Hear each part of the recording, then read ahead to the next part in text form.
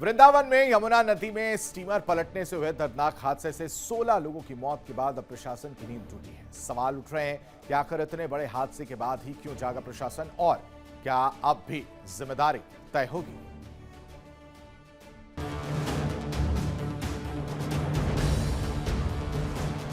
वृंदावन के केशी घाट पर अब 17 बिंदुओं की एडवाइजरी का बोर्ड लगाया गया है। प्रशासन का कहना है कि इन नियमों का पालन करने पर ही अब नाव और स्टीमर का संचालन होगा। लेकिन हैरानी की बात यह है कि इस बोर्ड पर यह तक नहीं लिखा कि ये नियम किस विभाग ने जारी किए हैं।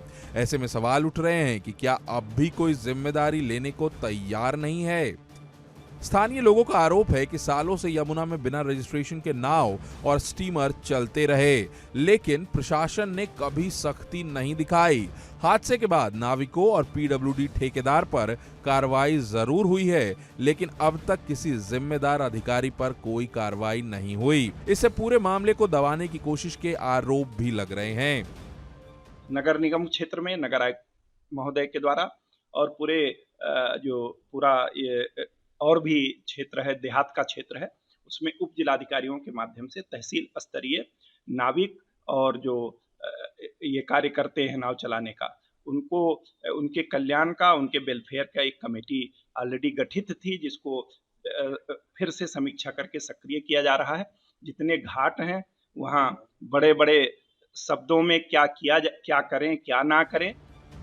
स्थानीय नाविकों का कहना है कि नियम बनाने से पहले उनसे कोई बातचीत नहीं की गई। उनका दावा है कि हादसे के बाद भी घाटों पर कोई ठोस व्यवस्था नहीं की गई है।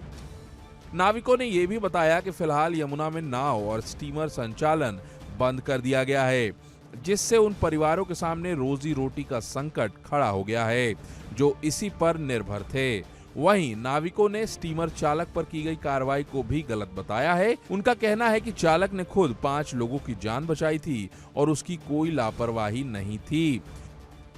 ना कोई अभी प्रशासन नहीं कोई आया है यहाँ पर बोलने के लिए कि आप नाव चलाओ या नहीं चलाएं, खाली नियम लागू टांग दिए गए हैं।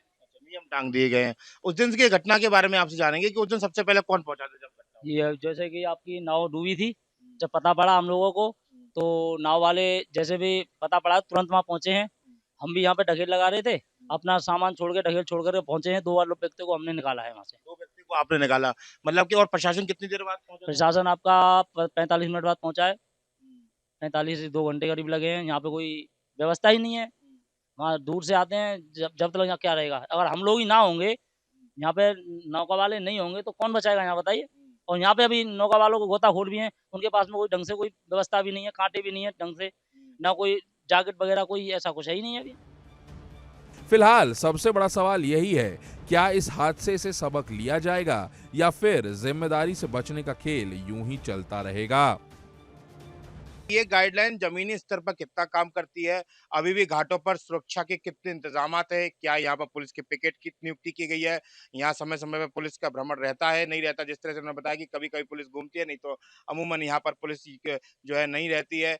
अब जिस तरह से इन्होंने कहा कि जो नाविक है वह तो यहाँ पर जो है घुमा ही रहा था, उसके बाद में जब ये घटना हुई तो उसने भी 5 लोगों को यहाँ पर निकाला और इनकी नजर में वह भी कोई ज्यादा बड़ा दोषी नहीं है और इससे कई लोगों का परिवार इन नावों से चल रहा है। लेकिन अभी भी जिस तरह घटना के बाद में नावों का संचालन बंद है, तो कहीं ना कहीं जो स्थानीय नाविक हैं वो भी इससे परेशान है।